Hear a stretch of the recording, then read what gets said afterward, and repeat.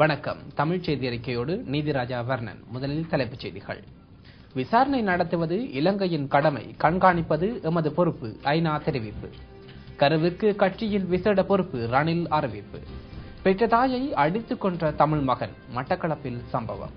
அவை இன்றைய தலைப்புச் செய்திகள். இனி விரிவான செய்திகள். இலங்கையின் இறுதிக்கட்ட யுத்தத்தின் போது இடம்பெற்றதாக கூறப்படும் போர்க்குற்றங்கள் குறித்து விசாரணை செய்வது இலங்கை அரசாங்கத்தின் கடமை எனவும் அதனை கண்காணிப்பது ஐக்கிய நாடுகள் சபையின் பொறுப்பு எனவும் சுட்டிக்காட்டப்பட்டுள்ளது. பிரித்தானியாவில் உள்ள சேனல் 4 தொலைக்காட்சி நேற்று முன்தினம் இரவு வெளியிட்ட இலங்கையின் போர்க்குற்ற ஆதார காணொளி குறித்து நேற்று ஐநா அலுவலகத்தில் இடம்பெற்ற ஊடகவியலாளர் சந்திப்பின் போது கேள்வி எழுப்பப்பட்டது. சேனல் 4 காணொளி குறித்து ஐநா நடவடிக்கை எடுக்குமா என எழுப்பப்பட்ட கேள்விக்கு பதிலளித்த ஐநா செயலாளர் நாயகத்தின் பேச்சாளர் மார்டின் நெசகி, சேனல் 4 கூறிய விடயங்கள் நிபுணர் குழு அறிக்கையிலும் உள்ளடக்கப்பட்டுள்ளது என தெரிவித்தார். நடவடிக்கை எடுப்பது குறித்த விடயங்களை ஐக்கிய நாடுகளின் நிர்வாக பிரிவுகளிடம் ஒப்படைப்பது குறித்து கலந்துரையாடல்கள் இடம்பெற்று வருவதாக மார்டின் நெசகி குறிப்பிட்டுள்ளார். இலங்கையின் கொலைக்களங்கள் காணொளியை ஐநா பொதுச் செயலாளரின் சிரேஷ்ட ஆலோசகர்கள் பார்த்துள்ள நிலையில் பொதுச் செயலாளர் பார்த்தாரா இல்லையா என்பது தொடர்பில் தன்னால் கருத்து கூற முடியாது என்றும் மார்டின் நெசகி தெரிவித்துள்ளார். கட்சியின் முன்னேற்றம் கருதி தனக்கு வழங்கப்படும் எந்தவொரு பொறுப்பையும் சவாலுடன் ஏற்றுக்கொள்ள தயார் என ஐக்கிய தேசிய கட்சியின் இணை பிரதி தலைவர் கரு ஜெயசூரிய தெரிவித்துள்ளார். இந்த நிலையில் கட்சியின் ஒருமைப்பாட்டை பாதுகாக்கவும் அதனை கட்டியெழுப்பவும் பிரதி தலைவர் கரு ஜெயசூரியவிற்கு விசேட பொறுப்புகளை வழங்கியுள்ளதாக எதிர்க்கட்சித் தலைவர் ரணில் விக்ரமசிங்க தெரிவித்துள்ளார். லண்டனில் ஐக்கிய தேசிய கட்சி கிளை காரியாலயத்தில் நேற்று இடம்பெற்ற கட்சி முக்கியஸ்தர்களுடனான சந்திப்பின் போதே எதிர்க்கட்சித் தலைவர் இவ்வாறு தெரிவித்துள்ளதாக ஐக்கிய தேசிய கட்சி விடுத்துள்ள அறிக்கையில் தெரிவிக்கப்பட்டுள்ளது. கட்சிக்குள் ஒருமைப்பாட்டை ஏற்படுத்துவது குறித்து கட்சியின் பாராளுமன்ற உறுப்பினர்கள் தன்னை வந்து சந்தித்த விடயத்தையும் அதன் போது பரிமாறிக்கொள்ளப்பட்ட கருத்துக்கள் தொடர்பில் கரு ஜெயசூரிய தனக்கு அறிவித்ததாகவும் ரணில் விக்ரமசிங்க குறிப்பிட்டுள்ளார். தான் வெளிநாடு சென்றுள்ளதால் கட்சியில் இடம்பெறும் விடயங்கள் குறித்து தொலைபேசி ஊடாக தனக்கு அறிவிக்குமாறு கட்சியின் பிரதி தலைவர் கரு ஜெயசூரிய மற்றும் பொதுச் செயலாளர் திஸ்ஸ அத்தநாயக்க ஆகியோருக்கு ரணில் விக்ரமசிங்க அறிவுறுத்தல் வழங்கியிருந்தார். வெளிநாடுகளில் உள்ள ஐக்கிய தேசிய கட்சி கிளை காரியாலயங்களை மேம்படுத்தி 2012ஆம் ஆண்டளவில் வலுவான சர்வதேச வலையமைப்பாக அவற்றை மாற்ற உள்ளதாக எதிர்க்கட்சித் தலைவர் ரணில் விக்ரமசிங்க மேலும் குறிப்பிட்டார்.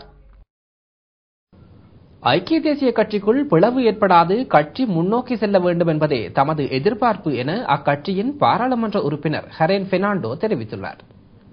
நடுநிலையாக செயற்படும் ஒருவரால் கட்சியை வெற்றி பாதைக்கு இட்டு செல்ல முடியும் என அவர் குறிப்பிடுகின்றார். கொழும்பில் இன்று இடம்பெற்ற ஊடகவியலாளர் சந்திப்பில் உரையாற்றிய போதே பாராளுமன்ற உறுப்பினர் இவ்வாறு கூறினார். මේ ජනතාවට තියෙන ප්‍රශ්නේ තමයි එක්සත් ජාතික පක්ෂ තුල ඇතුලේ අභ්‍යන්තරයේ ගැටලුවක් තියෙනවද කියන එක. ඒ ගැටලුවට පිළිතුරක් එනවා නම් මේ තුලින් ஐக்கிய தேசிய கட்சிக்குள் உட்பூசல் காணப்படுகிறதா என மக்கள் மத்தியில் பிரச்சனை ஏற்பட்டுள்ளது. இதன் மூலம் அதற்கு தீர்வு கிடைக்குமானால் நல்லது. நான் நடுநிலையானவன் என்பதால் கூறுகிறேன். கட்சி இரண்டாக பிரிந்தால் ஒரு பிரிவு தனியாகிவிடும். ஆனால் மத்தியஸ்தர் ஒருவர் இருந்து அனைவரையும் ஒன்று சேர்ப்பாரானால் நல்லது நடக்கும். அடுத்து வரும் மாநகர சபை தேர்தலில் நிச்சயமாக மாற்றத்தை ஏற்படுத்த நாம் தயார். அரசாங்கம் தமது முழு பலத்தையும் பயன்படுத்த தயாராகியுள்ளது. தேர்தல் நேரத்தில் லாரிகளில் பொருட்கள் கொண்டு வந்து வழங்கி வாக்கு பெறும் முறைதான் இலங்கையில் உள்ளது. அதனால் மக்கள் புத்தி சாதுரியமாக நடந்து கொள்ள வேண்டும். பெற்ற தாயை மகனை அடித்துக் கொலை செய்த சம்பவம் ஒன்று மட்டக்களப்பு காத்தான்குடி போலீஸ் பிரிவுக்குட்பட்ட ஆரையம்பதி கிரான்குளத்தில் இடம்பெற்றுள்ளது. இச்சம்பவம் நேற்றிரவு இடம்பெற்றதாக காத்தான்குடி போலீசார் தெரிவித்தனர்.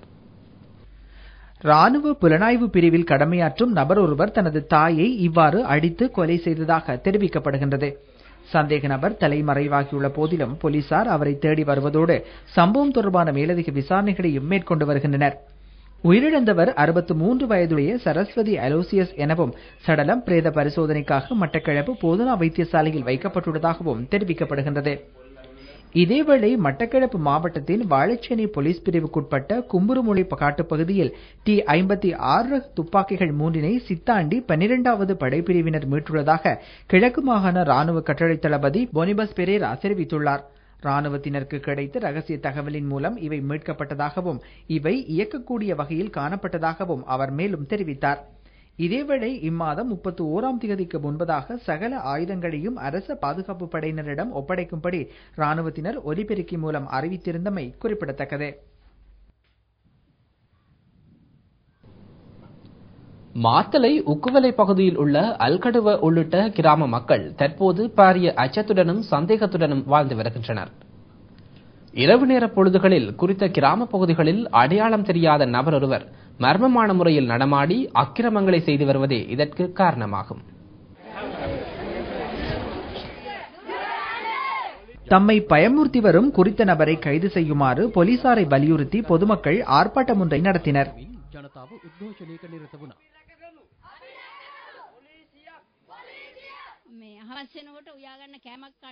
மாலை வேளையில் சமைத்து ஒரு சாப்பாடு கூட உண்ண முடியாது, பிள்ளைகளுக்கு படிக்க முடியாது, வயது முதிர்ந்த எங்களை போன்ற பெண்களுக்கு கூட வெளியில் போக முடியாத நிலையில் உள்ளோம். மாத்தளையிலிருந்து போலீசார் வர 1-2 மணித்தியாலங்கள் ஆகின்றன. போலீசார் இங்கு இருந்தால் 5 நிமிடத்தில் எம்மோடு தொடர்பு படலாம். இதற்கு 5 வருடங்களுக்கு முன்னர் அல்கடுவ பிரதேச சபைக்கு என போலீஸ் பாதுகாப்பு நிலையம் ஒன்று அமைக்கப்பட்டதாகவும் அது தற்போது அகற்றப்பட்டு விட்டதாகவும் மக்கள் குற்றம் சுமத்தியுள்ளனர். ஒரிசா மாநிலம் பாரதீப் கடல் பகுதியில் அத்துமீறி மீன்பிடி நடவடிக்கையில் ஈடுபட்ட மேலும் 11 இலங்கை மீனவர்கள் இந்திய கடலோர காவல்படையினரால் கைது செய்யப்பட்டுள்ளனர். கைது செய்யப்பட்டவர்களிடமிருந்து 2 படகுகளும் பறிமுதல் செய்யப்பட்டுள்ளன. கைது செய்யப்பட்டவர்கள் பாரதீப் கொண்டு செல்லப்பட்டு போலீசாரிடம் ஒப்படைக்கப்பட்டனர். அதன்பின் 11 மீனவர்களும் நீதிமன்றத்தில் ஆஜர்படுத்தப்பட்டு விளக்கமறியலில் வைக்கப்பட்டுள்ளதாக இந்திய தகவல்கள் தெரிவிக்கின்றன. 2 நாட்களுக்கு முன்பும் இதே கடல் பகுதியில் இலங்கையைச் சேர்ந்த 13 மீனவர்கள் 3 எந்திர படகுகளுடன் கைது செய்யப்பட்டனர் என்பது குறிப்பிடத்தக்கது. நாட்டில் யுத்தம் நிறைவடைந்த நிலையில் வடமாகாணத்தில் மக்கள் தொகுதி தொகுதியாக மீள குடியமர்த்தப்பட்டு வருகின்றனர். குறிப்பாக யாழ் மூவஸ் பகுதியில் 1980ஆம் ஆண்டு 2 லட்சத்துக்கும் அதிகமான மக்கள் வசித்து வந்த நிலையில் தற்போது சுமார் 8000 முஸ்லிம்களே மீளக்குடியேறியுள்ளதாக எமது செய்தியாளர் தெரிவிக்கின்றார். எனினும் இவ்வாறு மீளக்குடியேறிய முஸ்லிம்களுக்கு உரிய வசதிகள் எதுவும் செய்து கொடுக்கப்படாத நிலையில் அவர்கள் பல்வேறு அசௌகரியங்களுக்கு முகம் கொடுத்துள்ளதாகவும் எமது செய்தியாளர் தெரிவிக்கின்றார். யுத்தத்தால் இடம்பெயர்ந்த முஸ்லிம்களை மீள குடியமர்த்தும் திட்டம் வெற்றியளிக்கவில்லை என தெரிவிக்கப்படுகின்றது. இடம்பெயர்ந்த முஸ்லிம் மக்களின் காணிகளில் தற்போது வேறு சிலர் மீள குடியமர்த்தப்பட்டுள்ளதாகவும் தமக்கு அரசாங்கத்தினால் வழங்கப்பட வேண்டிய மீள்குடியேற்றத்திற்கான உதவிகள் கூட உரிய முறையில் கிடைப்பதில்லை எனவும் அப்பகுதி மக்கள் தெரிவிக்கின்றனர். இந்நிலையில் மீள்குடியேறும் முஸ்லிம்களுக்கு என தனியான கொள்கை அமலாக்கப்பட வேண்டும், யாழ் பிரதேச செயலாளரின் அணுகுமுறையில் மாற்றம் ஏற்படுத்தப்பட வேண்டும் என நேற்றைய தினம் யாழ் மாநகர சபை கூட்டத்தின் போது முஸ்லிம் உறுப்பினர்கள் 3 அம்ச கோரிக்கையை முன்வைத்தமை குறிப்பிடத்தக்கது. வடக்கில் நிர்வாக சேவையை வலுப்படுத்தவென அரச நிர்வாகம் மற்றும் உள்நாட்டலுவல்கள் அமைச்சால் 45 மில்லியன் ரூபாய் பெறுமதியான 7 கெப் வாகனங்கள் மாவட்ட செயலகங்களுக்கு வழங்கப்பட்டுள்ளன. அரச நிர்வாகம் மற்றும் உள்நாட்டலுவல்கள் அமைச்சில் வைத்து இவ்வாகனங்கள் வழங்கி வைக்கப்பட்டன. அரச நிர்வாக மற்றும் உள்நாட்டு அலுவல்கள் அமைச்சர் WDJ செனவிரட்னவினால் மாவட்ட செயலாளர்களிடம் கெப் வாகனத்தின் திறப்பான்கள் ஒப்படைக்கப்பட்டன. இதன் கீழ் யாழ்ப்பாணம், முல்லைத்தீவு, மன்னார் மற்றும் கிளிநொச்சி ஆகிய மாவட்ட செயலகங்கள் இதன் மூலம் நன்மை அடைகின்றன. ஐக்கிய நாடுகள் வேலை திட்டத்தின் கீழ் அரச நிர்வாக மற்றும் உள்நாட்டு அலுவல்கள் அமைச்சுக்கு இந்த வாகனங்கள் அன்பளிப்பு செய்யப்பட்டுள்ளன.